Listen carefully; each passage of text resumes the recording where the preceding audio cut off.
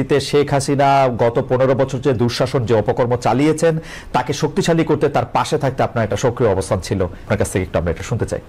ভারতে পলাতক আছেন মাননীয় প্রধানমন্ত্রী শেখ হাসিনা, এবং আমি বিষয়টাকে আগের থেকে আজ করছিলাম যে এরকম কিছু একটা ঘটনা ঘটতে পারে।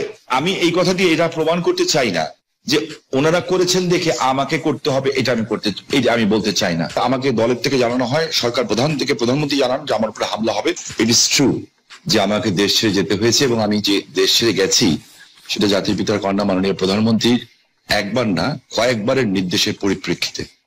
আমি আমি আমি আমাদের সজীব ওদের জয় একটা ফেসবুকে এই যে আমেরিকা গত 2 দিন আগে একটা স্ট্যাটাস দিয়েছেন, 3-4 দিন আগে, অধ্যাপক ইউনূস শান্তির জন্য নোবেল পুরস্কার দেওয়া হয়, যাদেরকে আমরা শ্রদ্ধা করি এবং সারা জীবন করবো। ট্রু যে এরা অনেক ভালো কাজ করেছে, এবং আমি নিজেও চাই যে ভোটের অধিকার হোক। আমি কোনো ধরনের হত্যাকাণ্ডকে আমি সমর্থন করি না, এবং করা উচিত, তাহলে আমি মানুষ হিসেবেই গণ্য হব না। আমরা কি শুধু নেগেটিভ কথা বলবো, পজিটিভ কথা বলবো না? 800 কোটি মানুষও যদি চায় একজন মৃত মানুষকে জাগিয়ে তুলবে, তা তো জাগিয়ে তুলতে পারবে না, তাই না? তো একজন মানুষকে আমি গুম করে দিব, খুন করে দিব, এই বিষয়টাকে আমি একজন মানুষ হিসাবে, আমি যদি মৃত্যু হয়ে যায় আমার, আমি কোনোদিন এটাকে সাপোর্ট করব না। এবং অতীতে কে কি করেছে সেই জন্য আমাকে একই পথে চলতে হবে, আমি সেটাকেও মনে করি না। এদের দ্বারা অনেক সব শ্রেণী পেশার মানুষের মধ্যে ভালো খারাপ আছে, আমরা কি এই কথা বলতে পারি না? ইয়েস, আমি বলছি না যে Awami League is a perfect, only perfect party in the whole world কিংবা হোল ইন বাংলাদেশ। আপনি আমার মনের কষ্ট বুঝবেন। আমার 20 জন লোক মারা গেছে, আমার এই পা পঙ্গু হয়ে গেছে, আমি চেয়ারে বসে নামাজ পড়তে হয়, আমার বাঁ পাটা উড়ে গেছিল, ঠিক আছে? সেইখানে আমার সরকারের ক্ষমতার সময় না যে চার্জশিট দেওয়া হয়েছে, সেই চার্জশিটে আমি যে সাক্ষ্য দিয়েছি, সিআইডির যে অ্যাডিশনাল এসপি সে আমার সাক্ষী বদলি দিয়েছে।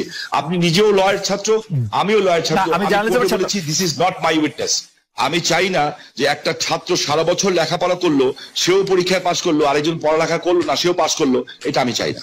আমি দেখেন, আমি মার্কিন যুক্তরাষ্ট্রের মতো একটা রাষ্ট্রকে আন্ডারমাইন করার কোনো কারণ থাকতে পারে না, কারণ পৃথিবীর মধ্যে এটা অবভিয়াসলি একটা শক্তিধর দেশ না, একটা গণতান্ত্রিক রাষ্ট্র বলা যায়।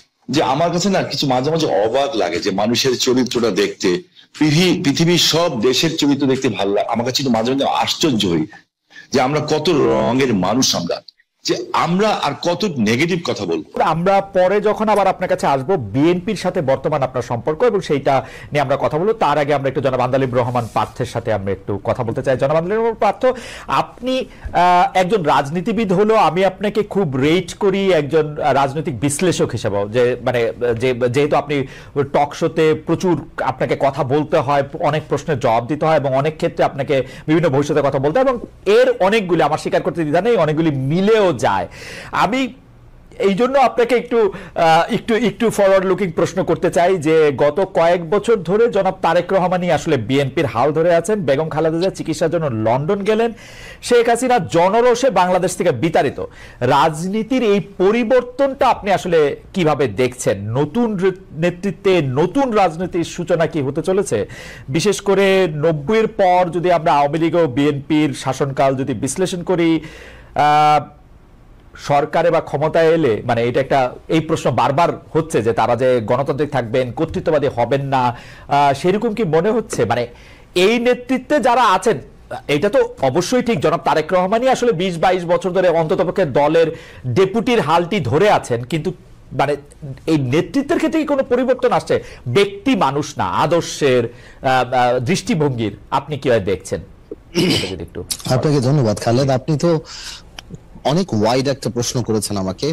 আমি একটু ব্যাকগ্রাউন্ডে যাব। দেখুন, আপনি সমষ্টিগতভাবে যদি বাংলাদেশের রাজনীতির অবস্থা দেখেন, গত 17 বছরে যে একটা ভীতির সংস্কার, ভীতির একটা সংস্কৃতি আমাদের রাজনীতিতে ছিল, যার কারণে 17 বছর কিংবা 20 বছরে ভালো মানুষগুলি রাজনীতি থেকে দূরে সরে যায়। এই কারণে অফকোর্স একটা ভ্যাকুয়াম সৃষ্টি হয় রাজনীতিতে, কারণ 17 বছর আপনি জানেন যে কোনো রাজনীতি করতে গেলেই একটা গুম খুনের একটা ধারণা ছিল, বা মানুষ রাজনীতিবিদদের উপরে কেন জানি এমন, মানে কেন জানি বলবো না, মানুষের যথেষ্ট রিজন ছিল রাজনীতিবিদদের থেকে দূরে সরে যাওয়া। এবং বলে না যে জোকাররা যখন পার্লামেন্টে যায় তখন জোকাররা মেম্বার অফ পার্লামেন্ট হয় না, পার্লামেন্টটা সার্কাস হয়ে যায়। গত 3টা বছর, তিনটা টার্ম অনেকটা এরকমই একটা অবস্থান ছিল। তো এই কারণে, আর তারেক রহমান সাহেবকে নিয়ে আপনি যে কথাটা বললেন, উনি গত 10, 12, 15 বছরে যেভাবে বিএনপি কে বিদেশে বসে যেভাবে নেতৃত্ব দিয়েছেন এবং নিচ থেকে ওপর পর্যন্ত, সত্যি কথা বলতে উনি আওয়ামী লীগের মাথা খারাপ করে দিয়েছেন। যে বাইরে থেকে সাংগঠনিকভাবে উনার যে নেতৃত্ব ছিল, ন্যাচারালি বিএনপি ভাঙতে পারেনি, বিএনপি পথচ্যুত হয়নি বা অন্যদিকে যায়নি। তো সেই ক্ষেত্রে দলের মধ্যে এবং আমি মনে করি সারা বাংলাদেশে ওনার একটা আলাদা গ্রহণযোগ্যতা আসছে। এখন বিএনপি সামনের দিকে যদি ক্ষমতায় আসে, তাহলে বিএনপি কি করবে সেটা নির্ভর করে সত্যি কথা বলতে বিএনপির সমষ্টিগতভাবে বিএনপির মানসিকতার উপরে। বিকজ আপনার ডেমোক্রেসি তো অ্যাকচুয়ালি ইজ আ মাইন্ডসেট। আপনি আপনার বিরুদ্ধের কথাকে সুযোগ দিলে ডেমোক্রেসি থাকবে, আর সুযোগ যদি আপনি না দেন তাহলে ডেমোক্রেসি থাকবে না। তো এটা সম্পূর্ণরূপে একটা মাইন্ডসেটের ব্যাপার। এখন বিএনপি যদি ওনার কর্মকাণ্ডে বা বিএনপির কর্মকাণ্ডে যদি সেই রিসিপিয়েন্ট বা ওই রিসিভিং এন্ডে থাকতে পারে বা ওই মানসিকতা থাকতে পারে, এবং এই 17 বছর এত কিছু দেখার পরে যে আপনার রাষ্ট্র পরিচালনায় ব্যর্থতা বা পতন, বা যেটা পতন বলবো না, আওয়ামী লীগের তো, যেটা আমি আপনাকে আনঅফিসিয়ালি বলেছি যে আওয়ামী লীগ এমন একটা রাজনৈতিক দল যার বাংলাদেশে শুধু রাজনৈতিক পতন হয় না, এই সামাজিক পতনও হয়েছে।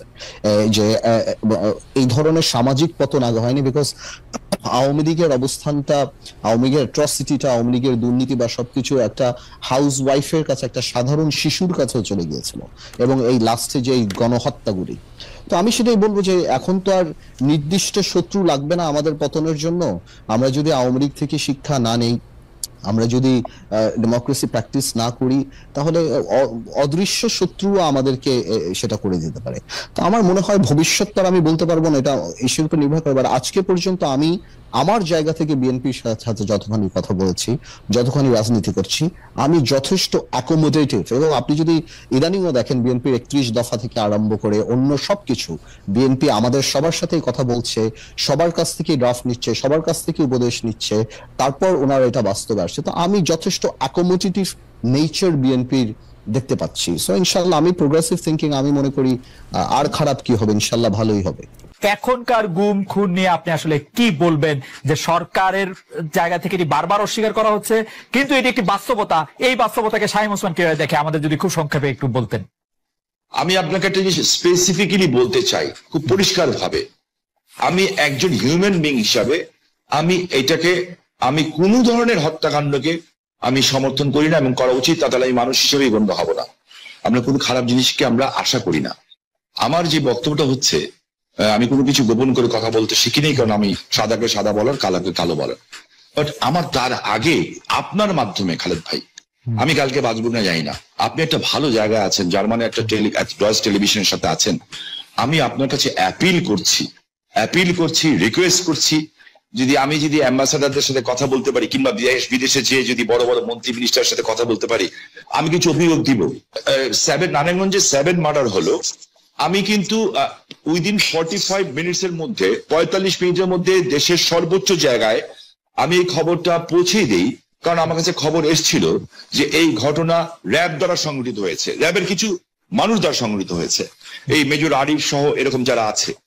বিকজ তারা ডিস্ট্র্যাক্ট হয়ে গেছিল, যেহেতু আমি এলাকার মানুষ, আমাকে সবকিছু খবর রাখতে হয়, এবং আমি স্বরাষ্ট্রমন্ত্রী মহোদয়কেও জানিয়েছিলাম বিষয়টা, যে something is going on, but এত বড় দুর্ঘটনা হবে এটা আমি বুঝতে পারিনি। কিন্তু দেখেন, যখন এই ঘটনা ঘটলো, আমি কিন্তু আমার ভয়েস রেজ করেছি, এবং এই জন্য আমার জীবনের শঙ্কা ছিল।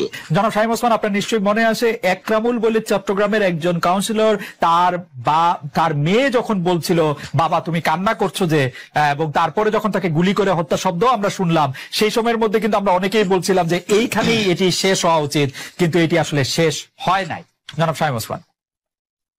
জি, আমি আপনার সাথে 100% একমত।